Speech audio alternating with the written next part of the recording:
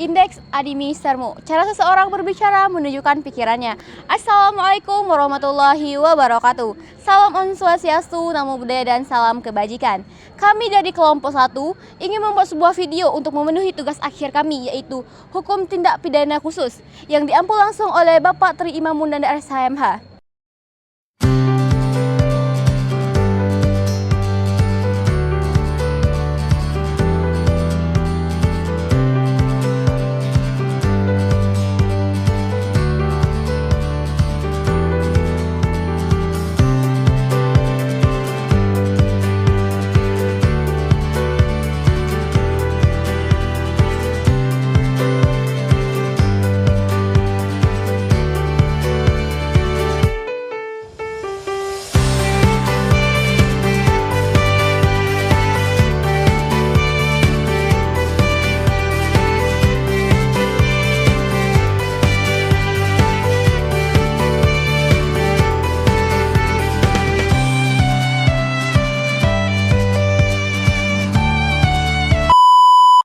Pemilihan umum atau pemilu sudah marak sekali didengar oleh telinga-telinga kita karena sudah banyak sekali orang yang membahas mengenai pemilu.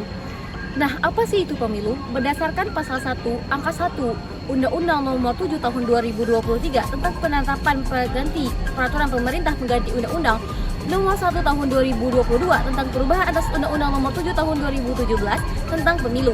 Pemilu adalah sarana kedaulatan rakyat untuk memilih anggota Dewan Perwakilan Rakyat, anggota Dewan Perwakilan Daerah, Presiden dan Wakil Presiden, dan memilih anggota Dewan Perwakilan Rakyat Daerah.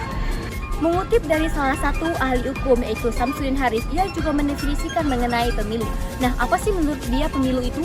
Pemilu adalah sebagai aktivitas politik atau dibentuk sebuah lembaga yang disebut dengan praktis politik yang dimana terbentuklah sebuah pemerintahan. Nah, dengan begini dapat diartikan sebagai aktivitas politik itu adalah bentuk dinamis atau praktik politik, di mana semakin bagus demokrasi itu berjalan sesuai dengan undang-undang yang berlaku, maka demokrasi yang ada di Indonesia ini juga akan semakin dihargai. Bentuk penyelenggaraan pemilu secara garis besar di dalam pemilu itu diantaranya 1. Pelanggaran kode etik penyelenggaraan pemilu adalah tindakan yang tidak sesuai dengan standar profesional dan kode etik penyelenggaraan pemilu. Kode etik penyelenggaraan pemilu itu berlaku bagi seperti KPU, Bawaslu, serta bagi peserta pemilu dan kemasyarakatan umum. Poin kedua, administrasi pemilu. Administrasi pemilu adalah pelanggaran terhadap tata cara, prosedur, mekanisme yang berkaitan dengan pemilihan umum. Adapun beberapa contoh pelanggaran pemilu yaitu manipulasi data, nepotisme, kolusi, konflik kepentingan, dan penyalahgunaan wewenang. Selanjutnya poin ketiga yaitu pelanggaran pidana pemilu adalah perbuatan yang melanggar hukum atau kejahatan yang terjadi dalam proses pemilihan umum di Indonesia. Mengenai jenis-jenis tindak pidana pemilu telah diatur dalam bab 2 tentang ketentuan pidana pemilu pasal 488 sampai dengan 554 Undang-Undang Nomor 7 tahun 2023 yang meliputi Pasal 488 mengenai memberikan keterangan tidak benar dalam pengisian data diri daftar pemilih.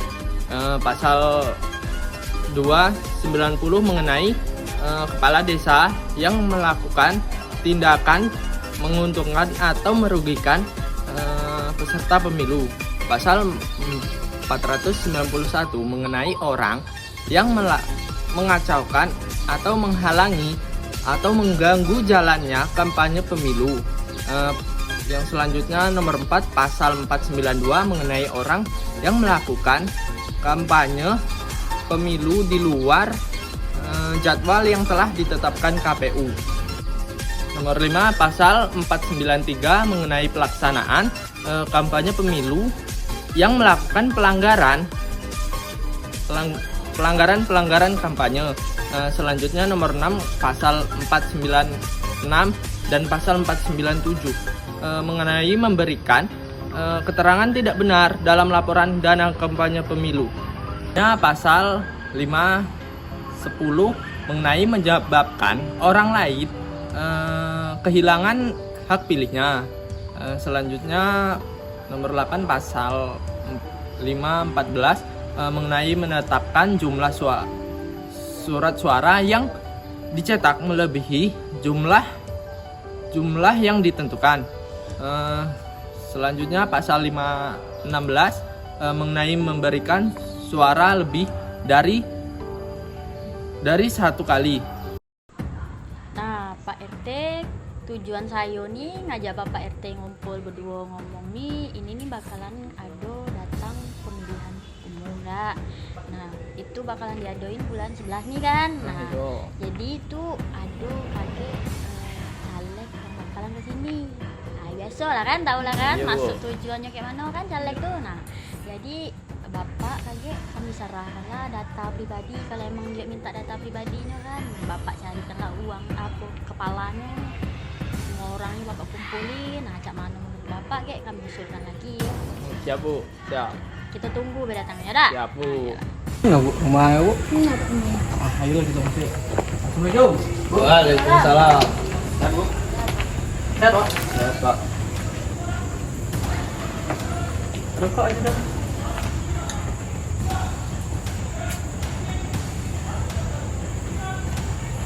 Maksud kedatangan saya nih ke sini Bu. Saya ini mau mencalonkan diri jadi caleg legislatif di kabupaten itu nih. Ibu bisa bantu saya lah. Dalam bentuk apa tuh? Survei data-data warga desa di sini Bu. Nah, survei di sini Bu. Jualan data-data. Nah, Ibu bisa survei data-data desa Ibu di sini Bu. Oh iya. Oke, kami usulkan dengan Pak Ketua ya ke RT biar dia yang urusnya semuanya kan ya. Dan tak data dengan warga gitu kan. Kita jadi balik tidak? Tuh selalu Bu kali itu Bu. Ada. Lagi itu dilanjutkan Ibu bisa ngobrolkan ke tim sukses saya. Nah, ini tim sukses saya Bu. Pak Ketua kayak urus dewe ya. Kami terima Bu. Oke, selanjutnya bicarakan sama tim sukses saya, Ibu Meli Anggraini. Nah, kami ini tidak bisa lama Bu di sini Bu. Mau ke kabupaten lain lagi. Iya. Jadi ini mau pulang dulu kan. Nah, selanjutnya bisa urusan selanjutnya minta sama Ibu Meli Anggraini ini Bu tim sukses saya gitu kan. Kalau ada apa-apa, kabarin kita nih, Bu. Oh iya. Assalamualaikum Bu. Salam, hati ya. Assalamualaikum Pak. Jadi Pak. Hati Bu.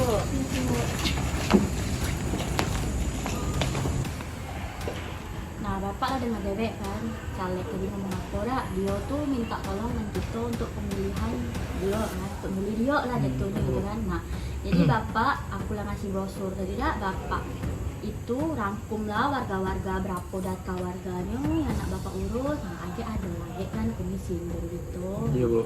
Jadi ini duit dari Bapak tadi, ini dari Bapak. Nah, ya kami tinggal minta data balik lagi kan. Siap Bu. Terima beres be Bu. Nah, iya macam itu. Bu, dengar bentar lagi nak pemilu dah, Bu? Ah, hijaunya lah. Bulan berapa ya? Wah. Kalau aku nak pemilu nih, tahu lah, Bu. Akan ngerti lah, Bu. Udah tahu nggak? Gantung aja ini lah, Bu. Yang banyak ini, itu pilih, Bu. Buat tidak tahu. Memang sekarang udah ada yang buat 15 enggak, Bu. Masih itu ini kan, Bu. Pokoknya kalau ada yang ini, sama, Bu. Kalau kita tunggu lah.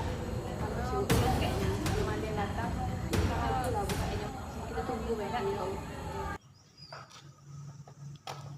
Ada Pak RT. Dari mana, Pak? Dari rumah Ibu Kades. Nah, ada apa tuh, Pak? Kan sebentar lagi ada pemilihan umum. Nah, ibu-ibu udah ada calon yang mau dipilih belum? Nah, belum Pak. Belum tahu kami, Pak. Oh, udah Ibu milih nih. Nah, apa tuh? Apa tuh, Pak? Nah, Jadi, apa maksudnya tuh, Pak? Ibu isi datanya. Nah, gitu lah. Oh, jadi isi data dulu nih Yo. ceritanya. Yalah kami isi dulu lah.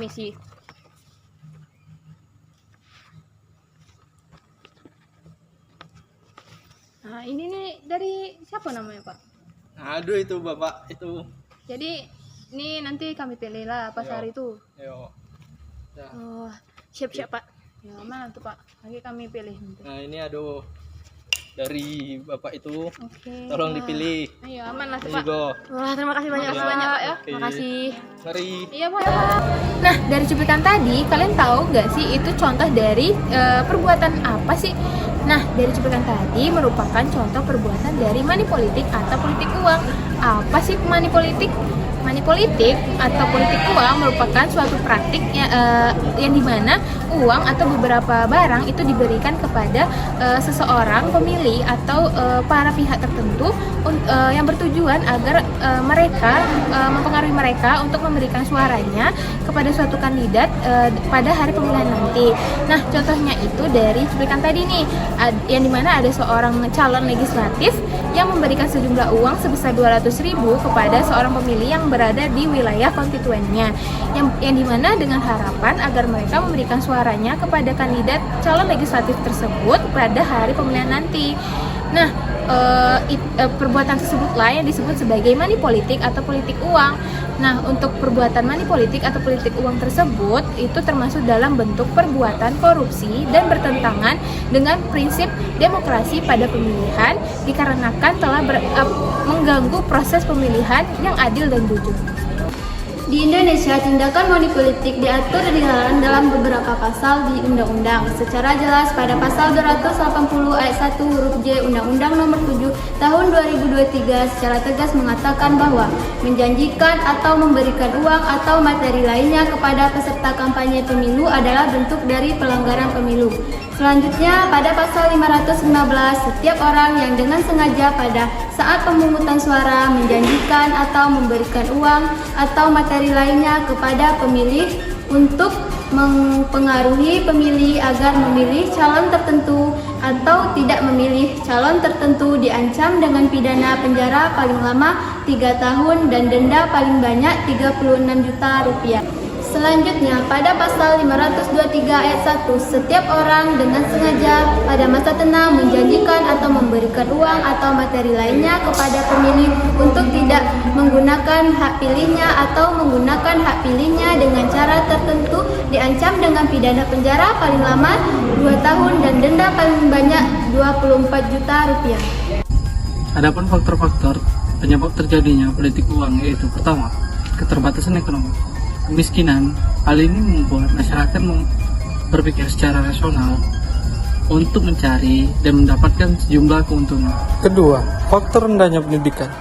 Rendahnya kualitas pendidikan ini pada akhirnya menyebabkan masyarakat memiliki pengetahuan yang rendah terhadap politik dan pelanggaran yang terjadi dalam pemilu. Ketiga, faktor kebiasaan dan tradisi. Ketidaktahuan masyarakat akan hal itu membuat praktek politik uang ini menjadi terus berulang-ulang dan menjadi kebiasaan di dalam setiap pemilu. Solusi yang bisa diterapkan untuk mencegah terjadinya politik uang adalah sebagai berikut. 1. Transparansi dana kampanye. Transparansi dana kampanye dapat menekan terjadinya politik uang. Yang kedua, batasan sumbangan keuangan. Hal itu juga dapat mengurangi terjadinya politik uang. Yang ketiga, audit dan pengawasan independen. Lembaga-lembaga semacam itu dapat menjaga peraturan dan mencegah terjadinya politik keuangan dengan ketat.